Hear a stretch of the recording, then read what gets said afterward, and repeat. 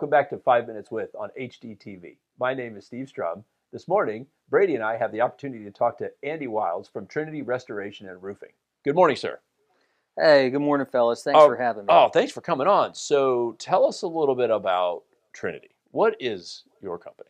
Trinity Restoration and Roofing is a Jacksonville-based roofing contractor.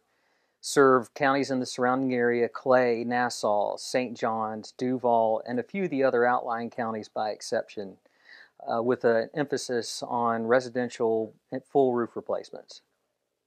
Gotcha. So when you've got to be busy. We do live in Florida. Roofing on every house, and it's hot outside. And so with your business, what are some of the things that you're seeing as far as trends out there? We recently had somebody in here talking about insurance rates.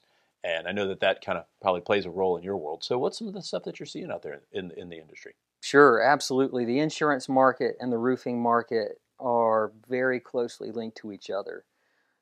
Many roof replacements are driven by insurance claims. And it seems like now more than ever, many roof replacements, probably at this point, the majority of the phone calls that I get are a roof replacement need that is driven by the underwriting market.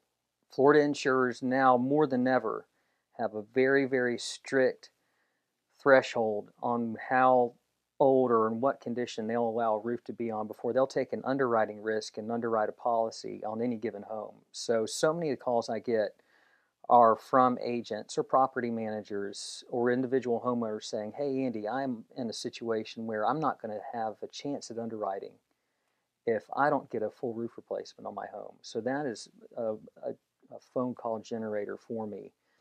And then that spins into my own education towards agents, individual homeowners, and just letting them know what I'm seeing in the market in terms of underwriters that they should look at, certain ones that they should stay away from, depending on any number of circumstances. So Andy, we've worked together on some transactions before. One thing I love about you is you're super available and very communicative. One thing that always comes up, it's every transaction, the roof is always a topic. If it's a brand new roof or it's not, what are some things you recommend to both homeowners and buyers just pertaining to the roof that they need to be aware of and look out for? First and foremost is always going to be the age. That is the number one determining factor in whether or not they need to take action. Beyond that, signs of damage. Obviously, if there's something that looks like it might be correlated to an interior leak, a brown ceiling stain, those are obvious cause for concerns.